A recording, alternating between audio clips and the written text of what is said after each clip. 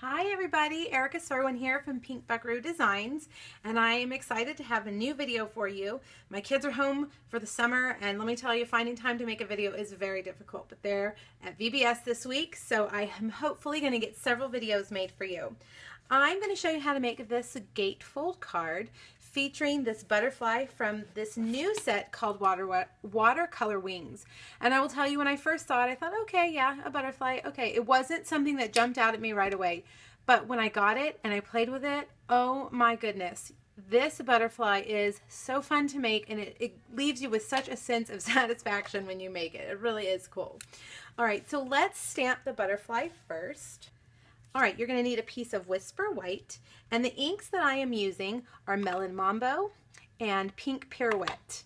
Now we're going to do a little stamping off because this has several layers, but I just wanted to use these two colors. I'm going to first start with Pink Pirouette and the solid color image. Now when you stamp it, you're going to think, wait a minute, it didn't stamp all the way, but it does. It has a watercolor look, so it looks kind of like maybe some of it is lighter than, part of it is lighter than the other part. See right here? It's supposed to be like that because the watercolor look kind of has that feel. Now we're going to use our Melon Mambo, and this part, you can see the outer parts. I'm going to stamp off first because I want a lighter, why is that sticking? I want it to be a little bit lighter. So I'm going to stamp off on my grid paper, and then I'm going to come over here, and because, why do I have, I guess that's black ink. Because it is photopolymer, you can see exactly where you're stamping. And you guys know I love pink, so of course I had to do a pink butterfly. All right, now we're coming with this one, and this time I'm not going to stamp off. I want this to be a little bit darker than what I just stamped. And the fun part about this stamp set that I really like is playing around with all the different color combinations. I mean, you can make so many different looking butterflies. Now I'm using this stamp, and I think that this is designed for the smaller butterfly here maybe, but I'm adding it in here. And you can play around with these stamps really and just try all kinds of different combinations in color and with the stamp. All right, now there's a stamp that goes in the middle, but what I have found is that I can't get it exactly how it needs to be with the framelit. So I'm going to stamp that after I cut it out. And of course, the best part about this stamp is that it has the matching framelit. So I'm going to put it on here, and I recommend you using, whoops, my butterfly is flying away. I'm going to recommend you use the magnetic platform because it's going to hold it in place exactly where you need it. And you can kind of see where that head and that tail is right there. I don't know if that's really the name of that butterfly body part, but that's what I'm calling it. So that when I cut it out and stamp it in a minute, I'll know exactly where to put that stamp. I found that I was way off when I stamped the body first. All right, so there we have him. And let's open up the black again. I'm using Memento because these are clear mount. You want to use Memento. And I can see exactly where I'm stamping right there. Well, maybe I'm a little off, but you know, it's handmade. Handmade's never perfect. Okay, now we've got him ready. You're going to need a card base that is 5.5 by 8.5.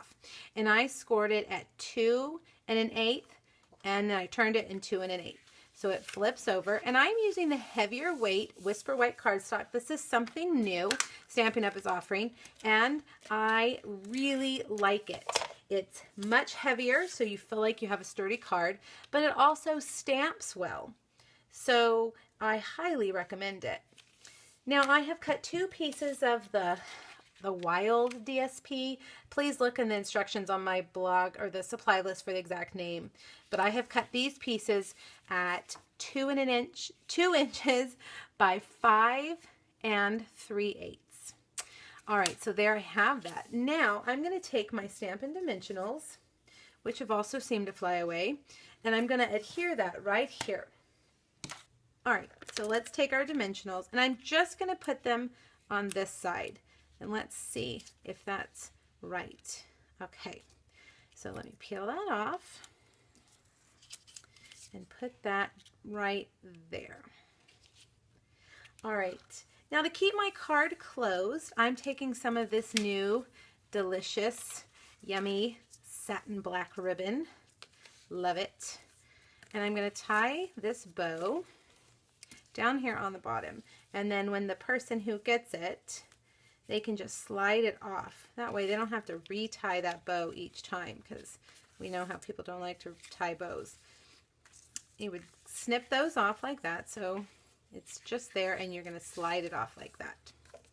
All right, so now let's get the original out and show you. There's my ribbon.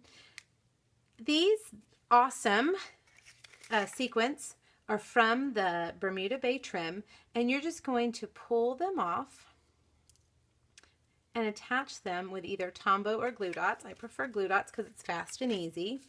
And the sentiment is from the same set. It says, "You are so kind," and I put it on a piece of Whisper White that I cut out with a banner framelit. And let me show you what I did to the inside. Basically the same thing using the smaller butterfly and some of the dot stamps. All right, you guys, check out my blog for the exact dimensions and supplies used for this card. I hope you like it, and I hope you will give watercolor wings a try. Thanks so much. Bye-bye.